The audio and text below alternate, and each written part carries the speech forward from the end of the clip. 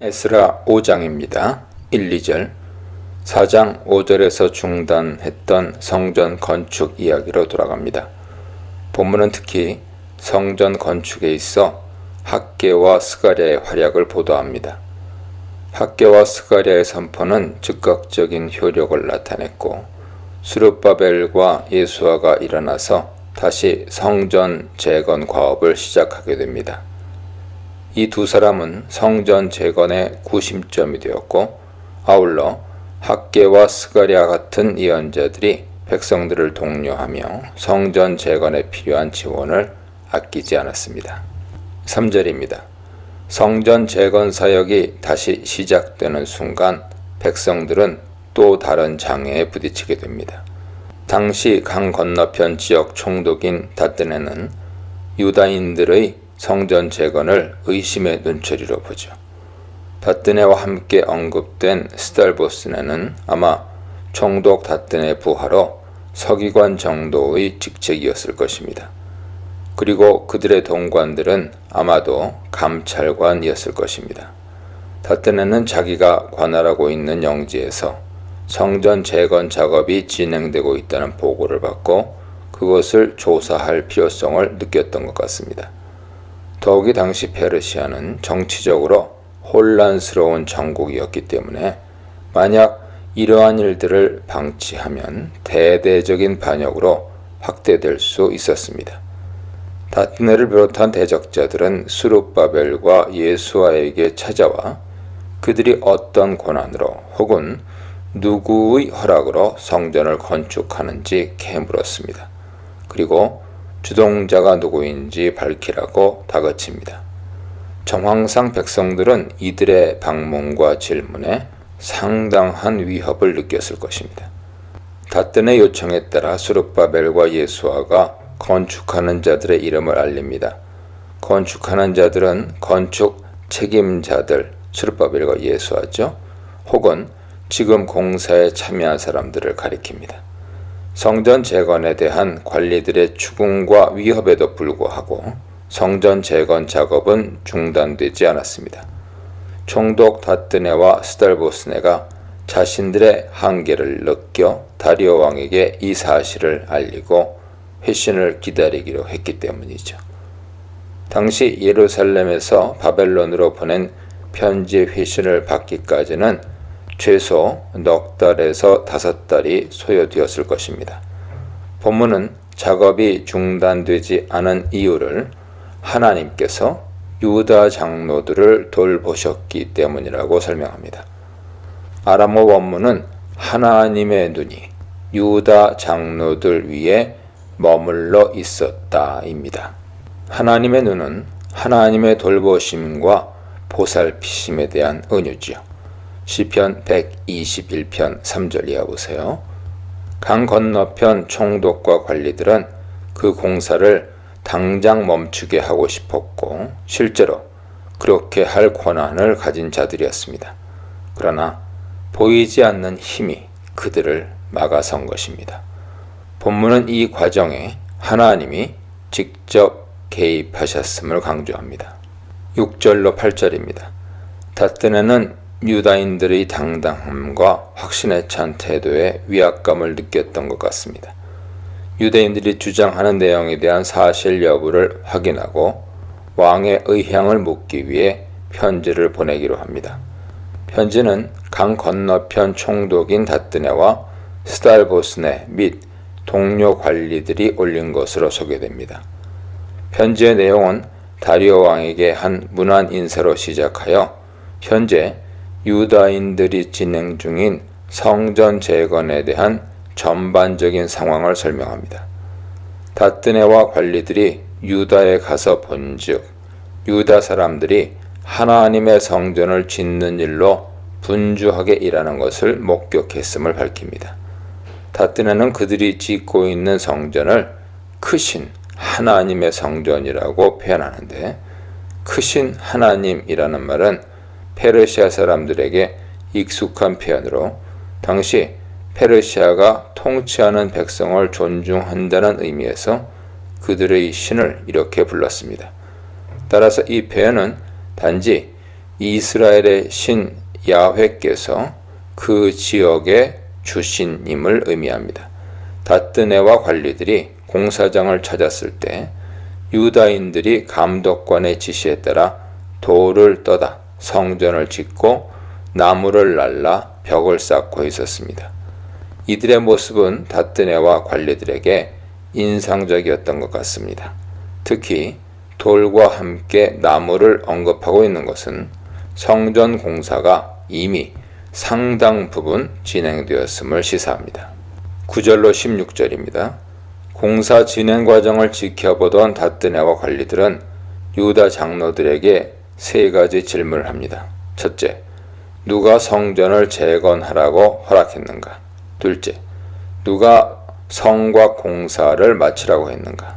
셋째, 누가 그 공사를 책임지고 있는가 등입니다. 닷드네와 관리들의 질문에 유다 장로들이 한 답변이 소개됩니다. 장로들은 먼저 자신들을 천지의 하나님의 종이라고 밝힙니다. 하늘의 하나님이란 칭호는 페르시아 사람들에게 있어서 천지의 창조주인 아후라마즈다 신을 가리킵니다. 그렇지만 장로들이 말한 하늘의 하나님은 하늘과 땅의 창조주가 되시는 여호와를 가리키며 여호와께서 온 땅의 주권자가 되심을 의미합니다. 이 말을 통해 장로들은 자신들이 하고 있는 성전 재건 작업이 왕마저도 거스를 수 없는 신적인 권위에 근거하고 있음을 알립니다. 유다 장로들은 이어서 자신들이 성전 재건에 착수한 배경을 설명합니다. 그들은 자신들이 건축하는 성전이 옛적 이스라엘의 위대한 왕 솔로몬에 의해 건축된 성전임을 밝히죠. 그런데 하늘의 하나님께서 이스라엘 백성들의 죄로 인해 진노하시고 바벨론 왕 느부갓네살을 통해 그 성전을 파괴하셨다는 것입니다. 장로들은 나라의 멸망과 예루살렘 성전의 파괴가 자신들과 조상들의 죄 때문임을 고백하고 있습니다. 이 고백 가운데는 온 인류 역사의 주관자가 되시는 여호와 하나님에 대한 인식이 깊이 자리하고 있습니다. 여기엔 자신들을 고국으로 돌아오게 하시고 성전을 재건하게 하시는 분이 바로 여호와 하나님이시라는 의미가 담겨 있습니다. 신적인 정당성을 언급한 후 유다의 장로들은 고레스 원년에 있었던 사건을 언급합니다. 그것은 고레스 왕이 조서를 내려 예루살렘의 성전을 재건하도록 하고 유다 총독 세스바사를 통해 바벨론으로 가져온 성전 기물들을 다시 예루살렘으로 가져가게 한 사건입니다. 장로들은 고레스 칙령 이후 예루살렘 성전을 건축해 오고 있다고 함으로써 자신들은 페르시아 왕의 명령을 따르기 위해 최선을 다하고 있음을 암시합니다. 따라서 성전 재건을 중단하게 된 것은 유다인들의 의지와 상반되게 아닥사스다 왕의 명령에 의해 어쩔 수 없는 일이었다는 것이죠. 이는 성전 재건이 반역적인 시도라는 참소에 대한 효과적인 응답입니다. 17절입니다. 닷든의 편지는 그가 다리오 왕에게 한 요청으로 끝을 맺습니다. 그것은 왕께서 직접 바벨론의 서적 곳간에서 고레스 왕의 조서를 찾아보고 유다 장로들이 하는 말이 사실인지 확인해 달라는 것이죠. 고레스 왕은 이미 10년 전에 죽었고 공사의 근거가 되는 칙령은 18년 전에 선포된 것입니다. 총독 닷드네와 관리들은 20여 년 전의 일을 자세히 알 수 없기 때문에 다리오 왕에게 상소하여 사실 여부를 확인하려 한 것입니다. 각성과 실천을 이끌어낸 지도자들, 고난 후에 찾아온 믿음, 사명 앞에 다시 세운 역사의 교훈에 대해 묵상해 보시기 바랍니다. 에스라 6장입니다. 아람어로 기록된 본문은 크게 세 단락으로 구성됩니다. 첫째, 1, 2절에 고레스 칙령을 발견한 사건의 보도, 3, 5절에 고레스 원년에 공포되었던 칙령, 그 그리고 6절로 12절에 다리오 왕이 보낸 조서 내용입니다. 다리오 왕은 강 건너편 총독 다뜬의 요청에 따라 신하들을 시켜 바벨론 왕궁 문서고에서 고레스 왕의 칙령을 찾아보게 합니다. 바벨론의 문서고가 아닌 메데도 악메다 궁에서 발견된 칙령에는 고레스 왕이 예루살렘 성전 건축을 허락한 것과 왕실 지원을 약속한 내용이 들어있었습니다. 이 사실을 확인한 다리오 왕은 예루살렘 성전 건축이 효과적으로 시행되도록 추가 사항들을 명령하는데 주위 민족들이 성전 건축을 방해하지 못하도록 하는 것과 강 건너편 사람들의 세금 중 일부를 성전 건축에 지원하는 것, 성전 제사에 필요한 물자를 조달하는 것 등입니다. 다리오 왕의 조서는 명령을 어기는 자에 대한 경고로 끝을 맺습니다. 고레스와 다리오 왕의 조서는 예루살렘 성전 건축의 정당성과 합법성을 이중적으로 확인하고 있습니다. 1절로 5절입니다. 강 건너편 총독 다뜬의 요청을 받은 다리오 왕은 조서를 내려 바벨론의 문서 창고를 조사하게 합니다. 그리고 메데도, 메디나죠. 악메다 궁에서 하나의 두루마기가 발견됩니다. 악메다 궁은 바벨론에서 북동쪽으로 약 500km 정도 떨어진 곳으로 고레스 왕이 주전 550년에 정복한 메대의 수도였습니다. 악메다 궁은 바벨론에 비해 훨씬 높은 고도에 위치해 있어 날씨가 건조하고 기후가 좋았습니다. 그래서 페르시아 왕들은 바벨론의 더운 날씨를 피하고자 이곳에 궁전을 지어놓고 여람을 보내곤 했죠.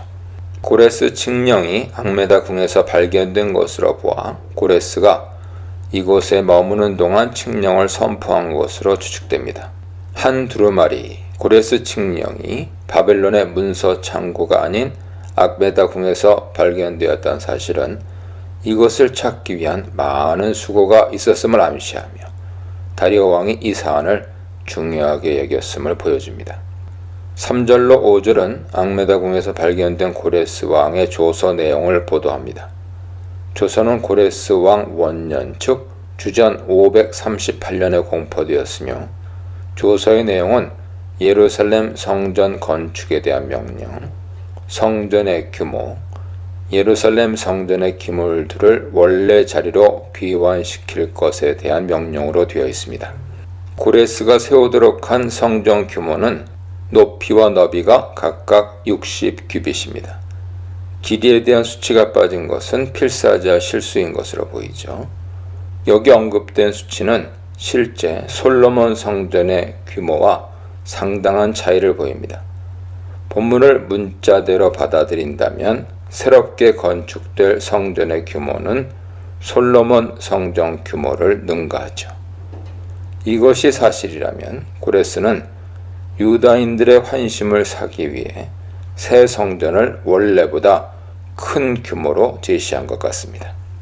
그렇지만 실제 예루살렘 성전 건축은 고레스가 의도한 규모보다 훨씬 작았죠. 이것은 페르시아 왕실 재정 상황이 악화된 것과 관계 있는 것 같습니다. 고레스 왕의 조서는 성전 건축에 대한 경비를 국고에서 지원할 것을 명시합니다. 국고에서 지원한다는 것은 유다와 예루살렘에서 거둬들인 세금에서 일부를 지원하거나 비용만큼 세금을 감면해주는 방식을 의미하죠. 고레스 왕의 정책은 피정복민들에게 종교 자유를 허용하고 어느 정도 자치권을 허용함으로써 제국의 안정을 도모하려 한 것입니다. 6절로 12절입니다. 고레스 왕의 칙령을 확인한 다리오 왕은 곧바로 강 건너편 총독 다뜨네에게 조서를 보냅니다.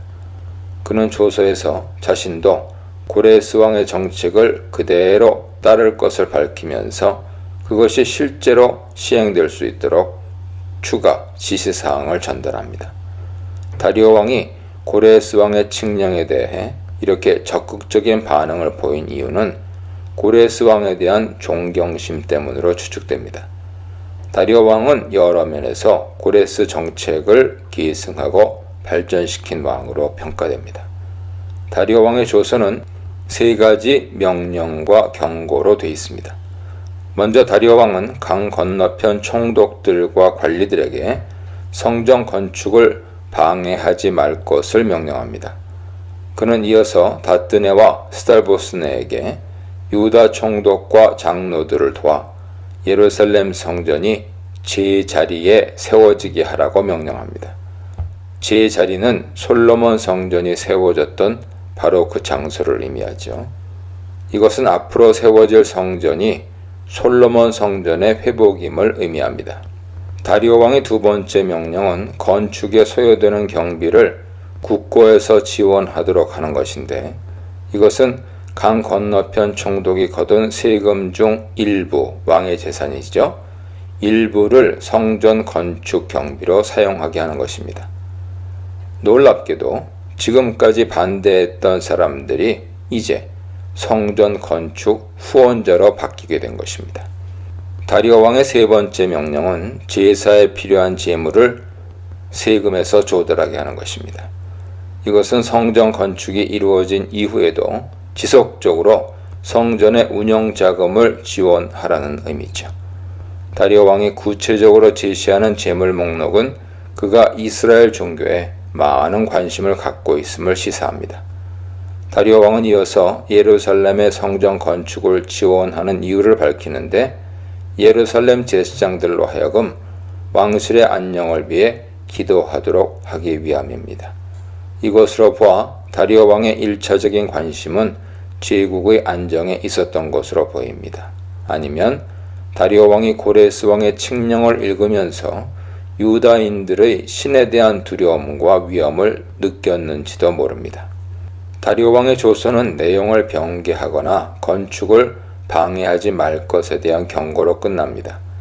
조서에 기록된 명령을 어긴 자에게는 그의 집에서 들보를 빼내고 그 위에 메어 달고 그의 집은 거름더미가 되는 형벌이 주어질 것입니다. 범죄자를 나무에 매다는 처형법은 주로 아시리아나 페르시아 제국에서 행해지던 형벌로 알려져 있습니다. 그의 집이 거름더미가 되는 것은 재산을 몰수하는 것을 의미합니다. 이런 형벌은 고대 근동에서 흉악한 범죄자를 처벌하는 방식이었습니다. 다리오 왕은 예루살렘에 이름을 두신 하나님이 직접 심판해달라고 기도함으로써 이 조서를 어긴 사람을 신적 심판대 앞에 둡니다. 예루살렘에 이름을 두신 하나님이라는 표현은 전형적인 이스라엘식 표현으로서 다리오 왕이 이스라엘의 종교와 풍습에 대해 기본적인 이해를 갖고 있었음을 암시하죠. 주위 유다인의 조언을 받아서 이런 표현을 사용했을 개연성도 있습니다. 다리오 왕은 관리들에게 조서를 받는 즉시 기록된 내용대로 지체 없이 이행할 것을 촉구합니다. 다리오 왕의 조서는 예루살렘 성전 건축에 대한 왕실의 전폭적인 지지를 확인하는 의미를 지닙니다. 대적들의 방해로 성전 건축이 지체되었지만 이 조서는 전화위복의 계기가 되었습니다. 결국 다리오 왕의 조서는 성전 건축에 대한 유다인들의 주장을 확고하게 해주고 대적들의 방해를 차단하여 성전 건축에 박차를 가하게 했습니다. 이것은 에스라서의 문맥에서 볼 때 유다인들이 예언자들을 통해 말씀하시는 야훼 하나님의 명령에 순종한 결과였습니다. 그리고 궁극적으로 하나님이 귀화민들에게 베푸신 은혜였죠. 하나님이 페르시아 왕을 도구로 사용하시면서 뜻을 이루어 가신 것입니다. 이 사건은 독자들에게 합력하여 선을 이루시는 하나님의 모습을 보여주며 하나님이 침묵하시는 것 같은 상황에서도 낙심치 말고 끝까지 인내하며 기도드릴 것을 교훈하고 있습니다. 하나님의 기억으로 이루어지는 약속. 역풍을 순풍으로 바꾸시는 하나님의 섭리, 반대자를 후원자로 만드시는 하나님의 역사에 대해 묵상해 보시기 바랍니다. 에스라 6장 13절로 18절입니다. 다리오 왕의 조서에 대한 강 건너편 총독과 관리들의 반응으로 시작됩니다. 다리오 왕의 조서가 내려지자 강 서편 총독과 관리들은 지체하지 않고 신속히 왕의 명령을 시행합니다. 신속히 시행하다로 번역된 아람어는 오스파르나 아바드인데요. 12절 하반절에 신속히 행할지어다와 직접 연결됩니다. 이를 통해 저자는 다리오 왕의 명령이 지체 없이 그리고 정확하게 시행되었음을 강조하죠. 성전 건축의 일이 성공적으로 진행될 수 있게 된 데는 유다 사람 장로들이 하나님의 사람들, 특히 학개와 스가랴의 권면을 따랐기 때문입니다. 기록에 따르면 학개는 주전 520년에 예언 활동을 했고 스가랴는 주전 520년부터 518년까지 예언 활동을 했습니다. 성전 건축의 재개 연도와 두 예언자의 활동 연대가 정확하게 일치합니다. 이것은 건축 재개에 두 예언자들의 역할이 결정적이었음을 의미하죠. 성전 건축은 그로부터 약 3년에서 5년 후인 515년 다리오 왕 6년이었는데요. 12월 아달월 3일에 완공됩니다. 예레미야 선지자가 예언한 대로 솔로몬 성전이 파괴된 후 거의 70년 만에 두 번째 성전이 완공된 것입니다. 본문은 성전 건축의 일이 하나님의 명령과 바사왕 고레스와 다리오와 아닥사스다의 조서를 따른 것이라고 밝힙니다. 성전 건축은 무엇보다도 이스라엘 하나님 야훼의 명령에 따른 것이고 다음으로 페르시아의 왕들의 허락과 지원에 의한 것입니다. 이것은 성전 건축의 신적 정치적 정당성을 밝히는 의미를 지닙니다. 여기에서 열거한 페르시아의 세 왕 가운데 아닥사스다 왕은 성전 건축과 직접 관련 있는 인물은 아닙니다. 아닥사스다는 느헤미야를 통해 성벽을 재건하도록 조서를 내리고 성전 제도의 개혁을 도운 사람이죠. 이것으로 볼 때 에스라서는 성전 건축과 성벽 재건을 분리하지 않고 하나의 과업으로 보고 있는 것 같습니다. 성전 건축은 성벽과 공동체 재건으로 완성되기 때문입니다. 본문은 특히 성전과 성벽 건축을 도운 페르시아 왕들 이름 앞에 하나님의 명령을 언급함으로써 성전 건축이 궁극적으로 하나님의 도우심으로 이루어진 것임을 강조합니다. 성전 건축은 하나님이 계획하시고 주도하시고 성취하신 역사였습니다. 16, 17절입니다. 성전이 완공되자 백성들은 성전 봉헌식을 거행합니다. 성전 봉헌식은 다리오 왕 제6년 아달월 3일에 치러집니다. 봉헌식에 참여한 사람들은 이스라엘 자손과 제사장들, 레위 사람들과 기타 사로잡혔던 자의 자손이죠. 귀환 공동체 구성원이 주로 유다와 베냐민 사람들임에도 불구하고 본문은 이스라엘 자손이라고 언급합니다. 이는 귀환 공동체 정체성을 역사적 이스라엘로 규명하고자 하는 의도와 관계됩니다. 이런 배경에서 회복된 성전은 포로기 이전과 이후의 이스라엘을 하나로 연결하는 기능을 합니다. 이것은 성전 봉헌식 때 귀환 공동체가 드렸던 예물 목록에 반영되어 있죠. 그들은 속죄 제물로 이스라엘 지파의 수를 따라 순념소 12마리를 드립니다. 이스라엘 자손이 성전 봉헌식 때 드린 전체 제물은 속죄제 외에 숫소 100마리, 순양 200마리, 어린 양 400마리, 도합 700마리죠. 이는 솔로몬 성전 봉헌식 때 드린 제물의 양 소 22,000마리, 양 12만 마리와 비교하면 매우 적은 양으로 포로기 이전에 비해 축소되어 있는 귀환 공동체 위상을 반영합니다.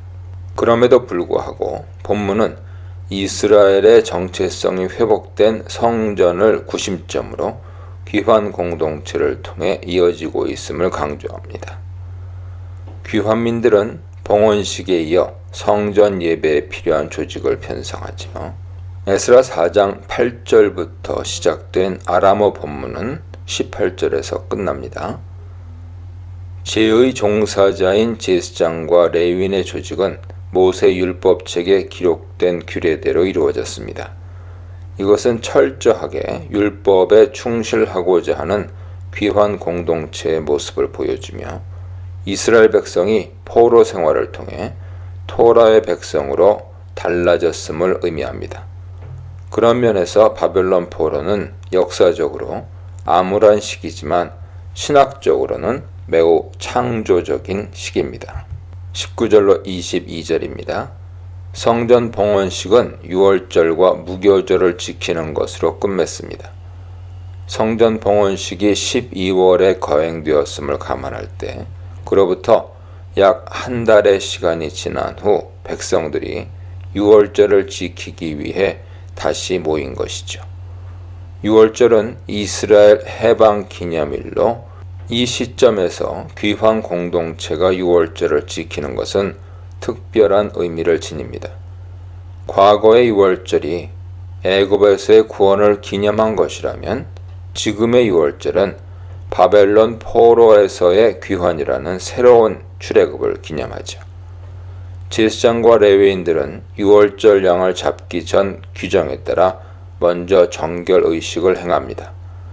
유월절 양을 잡는 것이 레위인의 직무는 아니었지만 후에 레위인들이 이 일을 전문적으로 하게 되었습니다. 역대하 30장, 35장 참조하세요. 유월절 의식에 참여한 사람들은 세 부류로 소개됩니다. 제사장과 레위인을 중심으로 한 귀환민들, 그 땅에 남아있던 이스라엘 백성 중에서 율법에 충성하는 사람들, 이들과 함께 하나님을 찾고자 하는 이방인들이죠. 본문은 그 자리에 함께 참석한 사람들 가운데 이방 사람의 더러운 것으로부터 스스로를 구별한 이스라엘 사람들과 이스라엘의 하나님 여호와를 찾는 자들도 있었음을 밝힙니다. 이방 사람의 더러운 것으로부터 스스로를 구별한 이스라엘 사람들은 사로잡혀가지 않고 남아있던 백성들 가운데서 율법에 따라 하나님을 섬기기로 결단한 사람들을 가리킵니다. 이들은 이방 사람들의 문화와 종교에 동화되었던 그 땅의 사람들 암하하레츠와 구별됩니다. 그리고 이스라엘의 하나님 여호와를 찾는 자들은 그곳에 살던 사람들 가운데 개종한 이방인들을 가리킵니다. 구약 율법은 이방인들도 정결 의식을 거친 후 유월절 의식에 참여할 수 있도록 규정합니다. 귀환민들은 율법에 근거하여 더러운 것으로부터 스스로를 구별한 이방인도 참여하도록 한 것이죠. 유월절 행사 이후 곧바로 무교절을 지킵니다. 무교절은 유월절 이후 일주일 동안 지키는 절기로 집안의 묵은 누룩을 제거하고 새로운 수확을 준비하는 의미를 지니죠. 무교절을 지키면서 그들은 성전을 중심으로 새 삶을 살 준비를 합니다. 본문은 끝으로 이 행사가 기쁨의 잔치였음을 밝히면서 축제 분위기로 에스라서 전반부를 마무리합니다. 귀환 후 이스라엘 백성이 지킨 첫 번째 유월절은 이스라엘의 구속사에 새로운 장이 열렸음을 의미하죠. 이제 굴욕적인 바벨론 포로 시대를 청산하고 성정과 율법을 중심으로 한 거룩한 백성의 삶이 시작된 것입니다. 본문은 이러한 과정에 하나님의 도우심의 손길이 있었음을 강조합니다. 하나님께서 손수 지으신 자신의 거처, 즐거운 마음으로 봉헌한 성전, 되찾은 구원의 기쁨에 대해 묵상해 보시기 바랍니다. 에스라 7장입니다. 에스라 7장에서 10장은 에스라의 회고로 알려진 단락으로 에스라서의 후반부를 구성합니다. 전반부 1장에서 6장이 성전 재건 주제를 다룬다면 7장에서 10장은 공동체 재건 주제를 다룹니다. 전반부 중심 인물이 스룹바벨이라면 후반부는 학자 겸 제사장 에스라죠. 에스라 후반부는 이스라엘 백성의 두 번째 귀환 사건으로 시작합니다. 성전 재건 이후에도 크게 달라지지 않은 상황으로 인해 신앙의 열정은 식어가고 그들은 패배의식과 좌절감 속에 살아가게 됩니다. 그들의 영적 침체는 신앙적인 측면을 넘어서 공동체 분열 양상으로까지 나타나게 되죠. 성전 재건 이후 공동체는 다시 한번 큰 위기를 맞게 됩니다. 이것이 에스라의 등장 배경입니다. 1절로 5절입니다. 7장부터 시작되는 에스라서 후반부는 에스라라는 한 인물 계보를 소개하는 것으로 시작합니다. 에스라의 등장을 알리면서 본문은 이 일 후에로 시작합니다. 이 일 후에에서 이 일은 바로 앞의 사건, 즉 성전 재건이 완료되고 유월절을 지켰던 일을 가리킵니다. 스룹바벨 성전은 다리오 왕 6년 주전 515년에 완공되었고 에스라가 등장할 때는 아닥사스다 왕 주전 465년에서 424년간 재위했던 왕인데요. 그때입니다. 그렇다면 6장과 7장 사이에는 약 60년이라는 상당한 시간 간격이 존재하죠. 이때는 고레스 칙령으로 포로에서 돌아온 1차 귀환민들이 거의 다 죽고 세대 교체가 이루어진 시점입니다. 따라서 1세대 귀환민들의 신앙과 열정이 다음 세대로 전수되기 위해서는 무엇인가 새로운 전기가 필요했습니다. 이런 상황에서 에스라가 등장합니다. 에스라는 그의 이름처럼 귀환 공동체가 위기에 처했을 때 하나님께서 보내신 도움이었습니다. 에스라는 스라야의 아들, 아사랴의 손자, 사독의 5대 손, 대제사장 아론의 16대 손으로 모세 율법에 정통한 학자, 서기관이죠. 학자 겸 제사장으로 소개됩니다. 스라야는 예루살렘 멸망 당시 대제사장입니다. 그렇다면 스라야와 에스라 사이에 적어도 120년 정도의 차이가 존재합니다. 그리고 3절에는 무라요시 아사랴의 아들로 소개되지만 역대기 족보에는 그 사이에 6명의 이름 아마랴, 아히둡, 사독, 아히마스, 아사랴, 요하난 6명의 이름을 추가로 소개합니다. 이는 에스라서의 계보가 모든 세대를 다 제시하지 않고 개괄적으로 언급하고 있기 때문으로 보입니다. 에스라의 족보를 더 거슬러 올라가면 아론까지 미치죠. 이를 통해 저자는 에스라가 정통 제사장 가문으로 공동체 개혁을 주도하기에 충분한 자격을 갖춘 인물이라는 것을 암시합니다. 한 사람의 족보를 16대 조상까지 거슬러서 이렇게 자세히 보도하는 것은 매우 이례적인 일이죠. 에스라라는 한 인물에 대해 저자가 갖고 있는 특별한 관심을 반영합니다. 동시에 당시 귀환 공동체에서 에스라가 차지하는 중요성을 잘 보여줍니다. 6절로 7절입니다. 6절은 에스라의 귀환을 보도합니다. 이어서 에스라를 모세 율법에 익숙한 학자로 소개합니다. 여기에서 모세 율법은 하나의 책으로 완성된 5경을 의미하는 것으로 보입니다. 학자로 번역된 히브리어 소페르는 구약 성경에서 기록자, 서기관, 비서를 가리키는 용어로 사용됩니다. 서기관, 학자는 바벨론 포로기에 생긴 새로운 직업으로 율법을 기록하고 연구하는 사람을 가리킵니다. 페르시아 시대 소페르는 제국에서 상당히 높은 지위에 있는 관리를 가리키기도 합니다. 이런 배경에서 볼 때 에스라는 페르시아 제국에서 유대인 업무를 전담하는 장관과 같은 위치에 있는 인물입니다.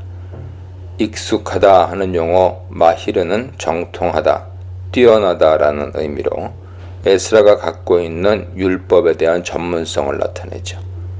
이런 면에서 에스라는 포로기 이후 성경과 율법을 중심으로 형성될 새로운 공동체 건설에 적합한 인물입니다. 본문은 아닥사스다 왕이 에스라에 대해 갖고 있었던 신뢰를 강조합니다. 그리고 그 배경에 하나님의 손길이 작용하고 있음을 밝힙니다. 이전에 고레스와 다리오 왕의 마음을 움직이신 하나님이 이번에는 아닥사스다 왕의 마음을 움직이신 것이죠.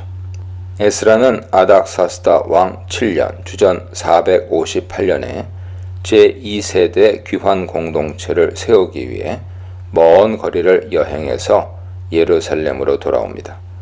본문은 그 과정에서 하나님의 도우심을 입었다라고 밝힙니다. 이것은 두 번째 귀환이 하나님의 주권적인 은혜로 이루어진 것을 나타냅니다. 에스라와 함께 귀환 행렬에 동참한 사람들 가운데는 제사장들, 레위인들, 노래하는 자들, 문지기들, 느디님 사람들이 포함되어 있습니다. 이들에게 주어진 임무는 어려움에 처한 유다 공동체를 새롭게 재건하는 일이죠. 이들은 자신들의 안정된 생활을 포기하고 하나님의 일을 위해 헌신한 사람들로서 2세대 귀환 공동체의 주인공들입니다. 8절로 9절입니다. 에스라와 그 일행들이 아닥사스다 왕 7년 첫째 달 초 하루에 바벨론을 출발하여 다섯째 달 초 하루에 예루살렘에 도착합니다. 첫째 달 아비벌은 옛적 이스라엘 백성이 애굽을 떠난 달이죠. 첫째 달 아비벌에 바벨론을 떠난 것은 새로운 출애굽을 상징합니다. 일행은 바벨론을 떠난 지 4개월 만에 예루살렘에 도착한 셈이죠. 바벨론에서 예루살렘까지 거리는 약 1500km나 되는 먼 거리일 뿐만 아니라 매우 덥고 위험했습니다. 그렇지만 에스라 일행은 아무런 해를 받지 않고 무사히 예루살렘에 도착합니다. 본문은 구체적인 여정에 대해서는 침묵하고 단지 하나님의 선한 손에 도우심을 입었다고 밝힙니다. 하나님의 선한 손에 도우심을 입었다는 표현은 7, 8장 단락에서 반복적으로 등장하며 전체를 하나의 통일된 단락으로 만듭니다. 본문은 이를 통해 에스라와 함께 하셨던 하나님의 은혜가 귀환 행렬 전체에게 임했음을 보여줍니다. 10절입니다. 에스라가 하나님의 선한 손에 도움을 입은 이유를 밝힙니다.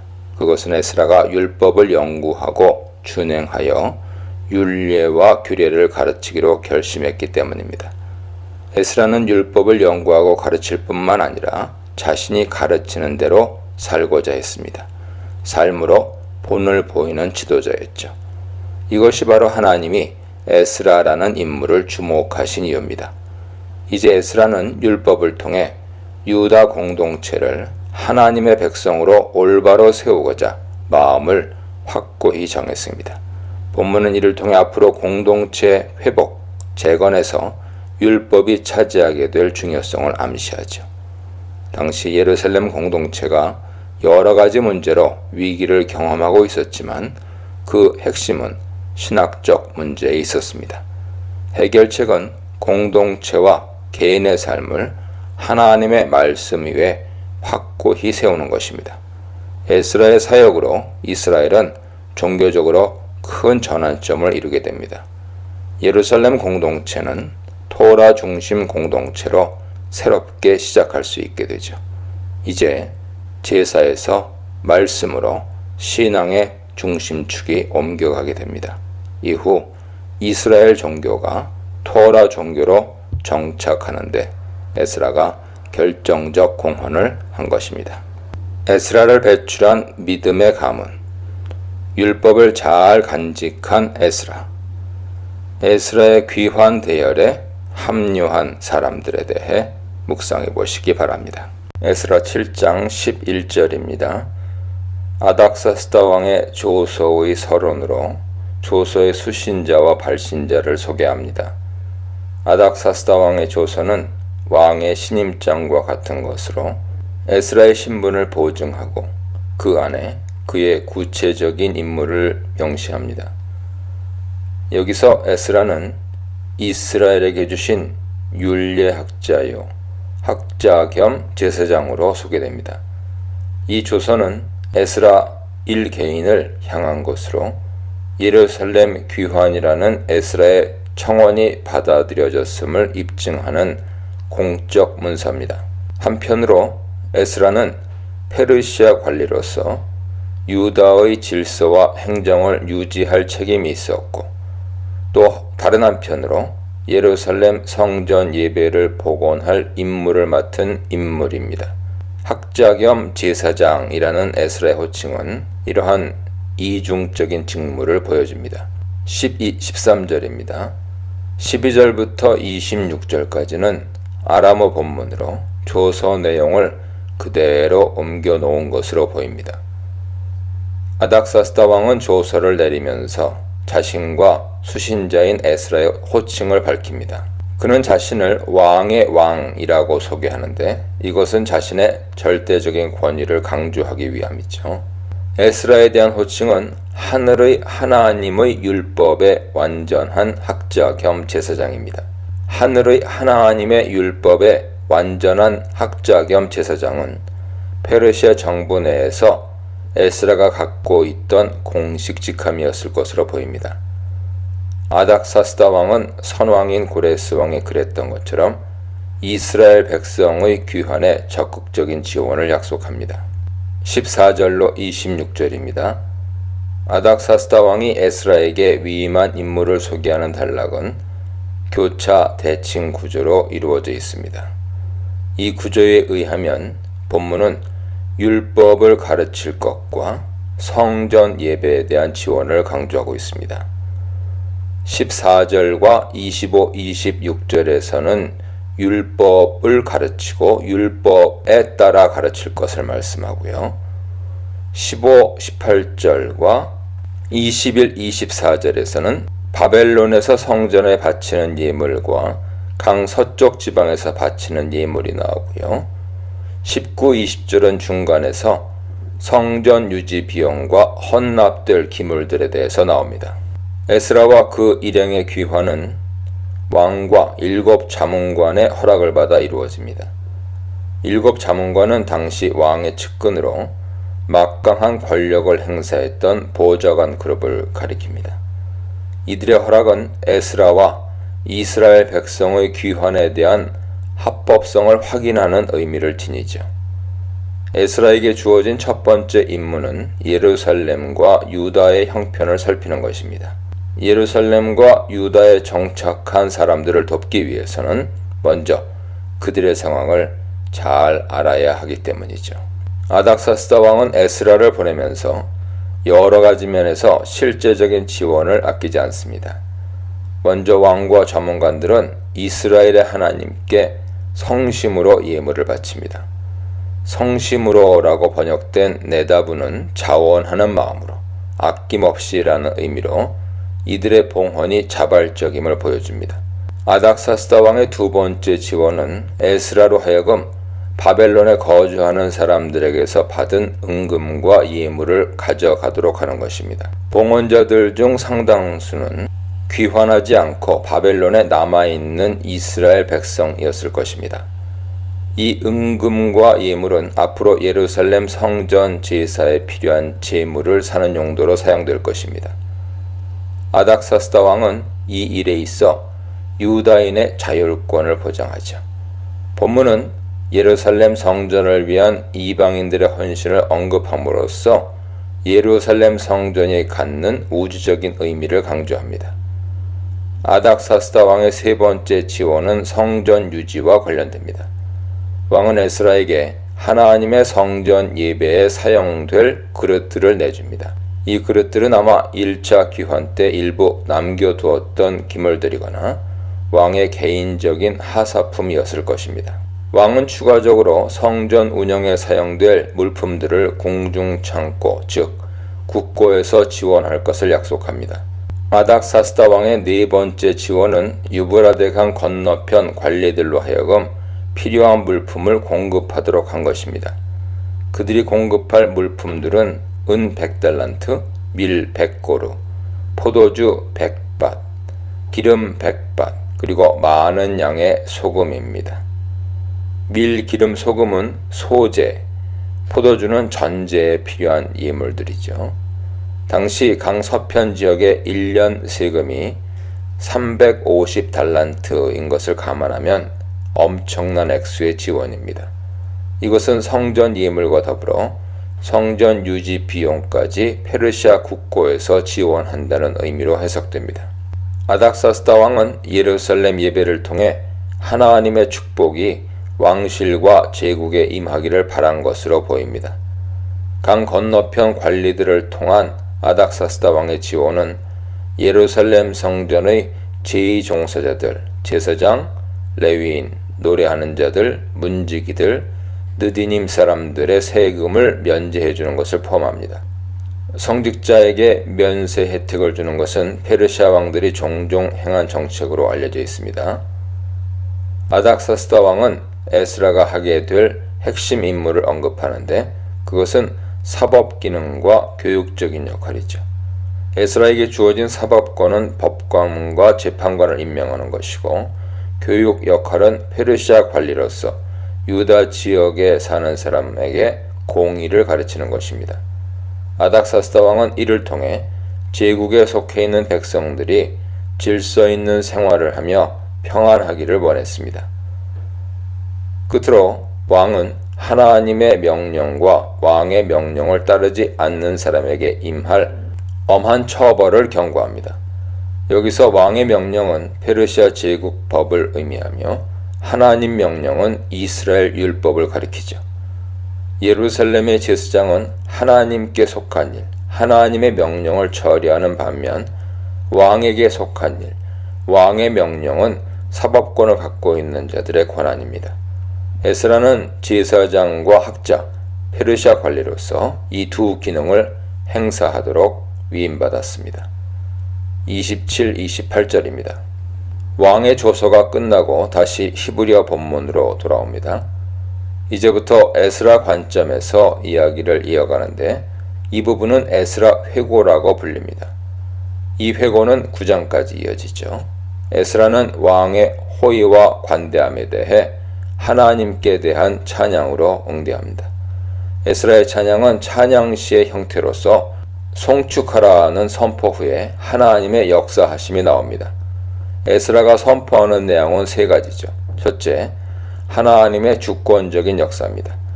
하나님이 예루살렘을 아름답게 하기 위해 아닥사스다 왕의 마음을 움직이셨다는 것이죠. 하나님이 에스라로 하여금 왕과 대신들 앞에서 은혜를 받게 하셨습니다.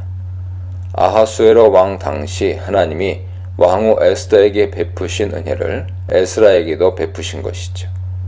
셋째, 하나님이 예루살렘으로 돌아올 수 있는 용기를 주시고 여건을 마련해 주셨습니다. 에스라는 이 모든 과정에 하나님이 함께 하셨음을 고백합니다. 일련의 사건들은 하나님의 신실하심과 백성들에 대한 하나님의 특별한 돌보심을 증거합니다. 전체 단락에 사용된 하나님에 대한 다양한 명칭, 즉 하늘의 하나님, 예루살렘 성에 거하시는 하나님, 에스라의 하나님, 이스라엘의 하나님, 조상들의 하나님은 하나님의 주권적인 역사를 강조합니다. 왕에게 신뢰받은 에스라, 왕을 통한 하나님의 넉넉한 공급, 하나님이 스스로 마련하시는 자신의 거처에 대해 묵상해 보시기 바랍니다.